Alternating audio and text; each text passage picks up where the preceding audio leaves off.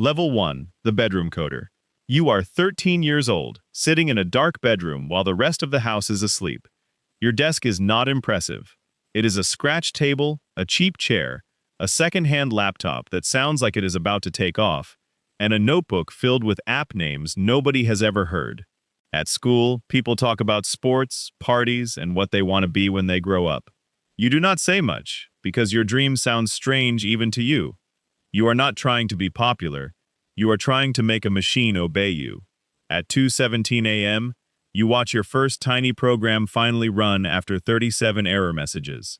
It is just a broken calculator, then a simple game, then a website only 5 friends visit.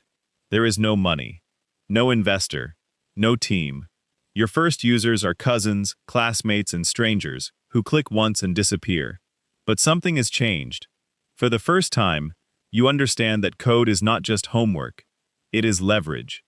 A quiet kid with no status can build something that moves across the world without asking permission. You spend weekends learning from free videos, old forums, and comments written by people you will never meet. Your parents think you are wasting time. Your teachers think you are distracted. You know you are early. And before anyone believes in you, the screen becomes the first place where the future starts to answer back. Level 2. The dorm room builder. By 18, your world gets louder. You're in a dorm room or a tiny apartment where laundry, cables, noodles, and business ideas all live on the same floor. Everyone around you is choosing a normal path. They talk about internships, degrees, salaries, and weekend plans. You try to do that too, but every free hour pulls you back to the product. This time, you're not building random toys. You're solving problems you can see: a campus marketplace, a study tool, a scheduling app, a small AI assistant, a plugin that saves people 10 minutes a day. You enter a 48-hour hackathon with 2 friends and leave with red eyes, a cracked demo, and 3rd place. Then something happens that feels bigger than any trophy. A stranger signs up, then 100 people, then 1,000. Your server bill jumps to $49 a month, and that bill scares you because the project is alive. You make your first $38 from someone you have never met. It is not enough to pay rent, but it proves the dream can touch real life. You start answering support messages between classes. You fix bugs at lunch. You miss parties because users in another time zone are waiting. At 20, your friends still see a stressed student staring at a laptop. You see the outline of a company. The numbers are small: 1,000 users, 12 paying customers, $100 in revenue.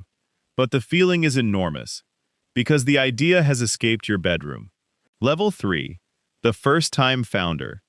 At 21, you stop calling it a project. You call it a company, even though the office is still a kitchen table and the logo was made at midnight. You find 2 people crazy enough to join you. One writes code, one talks to users. You do everything else. For the first time, your dream has paperwork, a bank account, a pitch deck, and a name you are embarrassed to say out loud. Your classmates accept jobs with steady salaries. You accept 6 months of runway, instant noodles, and the fear that everyone was right about you. The first launch is ugly. The website crashes twice. 400 people visit it. Most leave. 32 sign up. 3 pay. But 1 customer sends an email saying the product saved them hours. That message stays open on your screen for a week. You pitch at a small demo day in front of 120 people, wearing the only decent shirt you own. Your voice shakes when you say the market could be worth $1 billion. Some investors smile politely. One asks for your numbers. One says, "Send me more." That is enough. By month 6, revenue reaches $10,000 a year. Tiny to the world, but massive to you, because it proves strangers will trust what you built. You are no longer a student with an idea. You are a founder with users, bills, problems, and a clock ticking louder every month. Level 4. The seed-funded outsider. At 24, you begin the most humiliating tour of your life. You pitch 60 investors in 6 weeks. 57 say no. Some say the market is too small. Some say the product is too early. Some never reply after promising they will. You learn to smile while being rejected in glass offices, coffee shops, and video calls with bad Wi-Fi. Then, one partner leans forward and asks what you would do with 12 more months. 2 weeks later, the seed round closes at $1.2 million. Your bank account has more money than you have ever seen, but it does not feel like winning. It feels like someone started a countdown. You hire your first 10 employees, rent a narrow office above a restaurant, and buy chairs that do not match. Every Monday, you show the team active users, churn, revenue, and the runway left before the money disappears. The product reaches 10,000 active users. A small tech blog writes about you. Your parents send the article to relatives who used to ask when you would get a real job. But now the pressure has a new shape. People left safe companies to follow you. Investors expect updates. Users expect support. Competitors start copying features you built at 3 a.m. If growth slows, the room feels colder, and you learn funding is not applause. It becomes a deadline. You are still an outsider, but the door has opened. And once money enters the story, your dream is no longer just yours. Level 5. The Million Dollar CEO. At 26, the company crosses $1 million in annual revenue, and people start saying you made it. They see the podcast invites, the small magazine profile, the office with 50 employees, and the team photo where everyone is smiling. They do not see the spreadsheet open on your screen at 1:06 a.m., showing payroll due in 9 days. This is the level where being a founder stops feeling like rebellion and starts feeling like responsibility. 25 people quit safe jobs because they believed your pitch. Then 50. Their rent, families, visas, and futures are now tied to decisions you make in rooms where nobody else wants the final answer. You hire your first executives and learn that being smart is not the same as leading. A bad product call can cost $80,000. A weak sales month can cut your runway by 2 months. A culture mistake can turn your dream into a place people fear. Still, the numbers keep climbing. $5 million revenue, 2,000 business customers, 300,000 users, and a monthly burn rate that makes your stomach tighten. You speak on startup panels, where students ask how success feels. You smile and say it is exciting. Privately, you know the truth. Success feels like holding a rocket together with both hands, while everyone else cheers for the flames. And every morning you still open the dashboard first before coffee, before pride. Level 6. The venture-backed rocket ship. At 29, the company no longer grows quietly. It accelerates. A major venture firm leads a $40 million Series B, and overnight the valuation jumps to $300 million. The same investors who ignored your early emails now ask if they can join the next round. Your calendar becomes a machine. Product review at 8 o'clock, enterprise sales call at 10:30, hiring interview at noon, board prep at 3 o'clock, journalist call after dinner. You fly to San Francisco, New York, London, and Singapore in 1 quarter, pitching the same future until it starts sounding less like a dream and more like a deadline. The team grows from 200 employees to 350. The platform passes 1 million users. Competitors copy your features 3 weeks after release. A giant company offers to buy you for $180 million. Enough money to make your family rich forever. For one night, you almost say yes. Then you remember the 13-year-old kid who just wanted to build something the world could not ignore. You reject the offer. That decision changes your rank. You are not just a promising founder anymore. You are a threat. Bigger companies track your updates. Recruiters mention your name.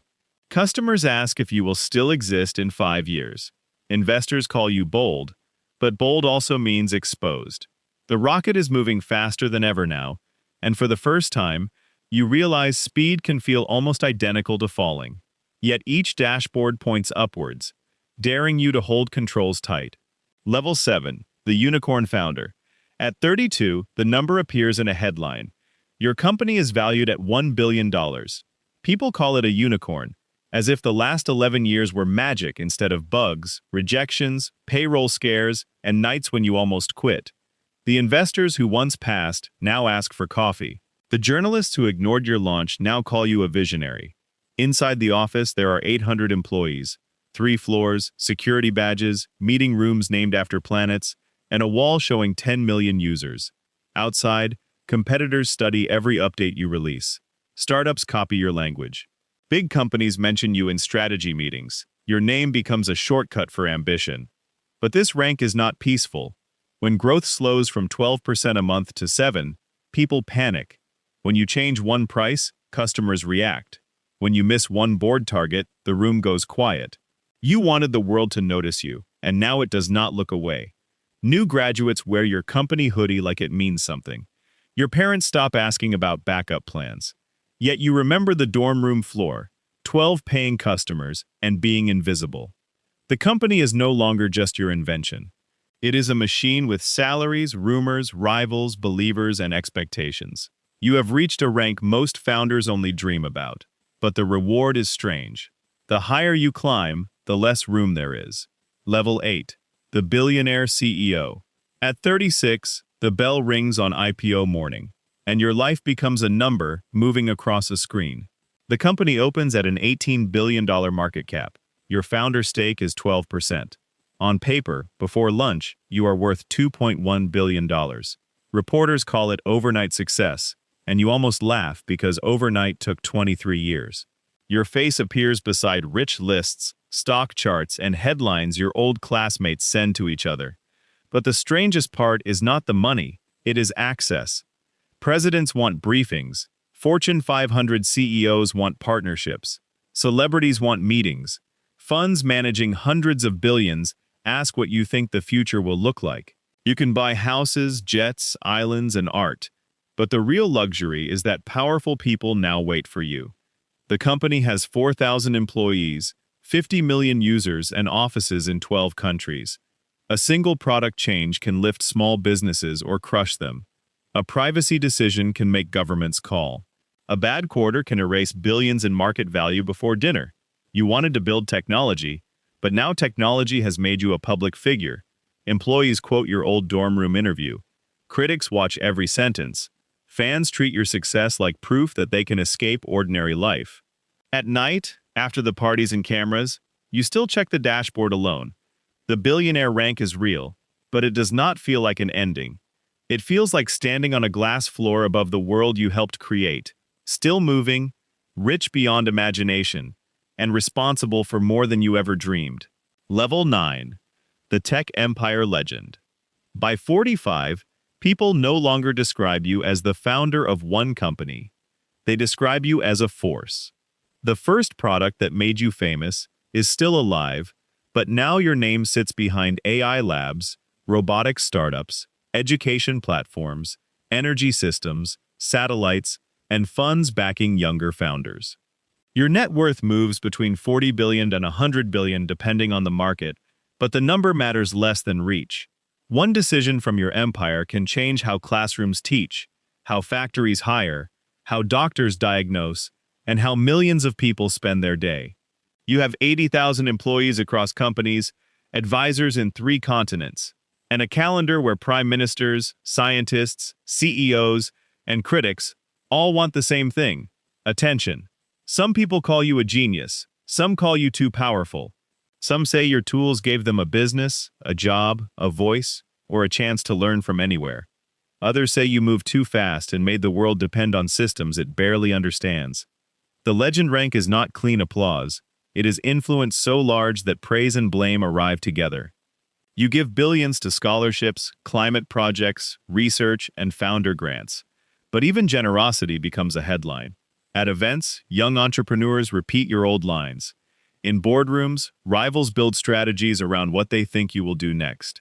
In interviews, people ask when you knew you would become a billionaire, and you always think about the dark bedroom, the scratched desk, the second-hand laptop, and the first tiny program that worked at 2:17 a.m.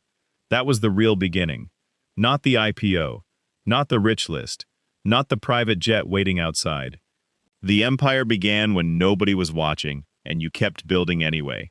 Now your face is on magazine covers, documentaries, books, and classroom slides about risk, obsession, timing, and luck. But the most important part of your story is happening somewhere else. In a small room, a 14-year-old kid watches one of your old interviews on a cracked screen. The kid pauses when you say you started with nothing but curiosity. For a moment, the room is quiet. Then the kid opens a blank coding file, types the first line, breaks it immediately, and smiles. They do not have money, a team, or a company. Not yet. They only have the same impossible feeling you had before the world knew your name.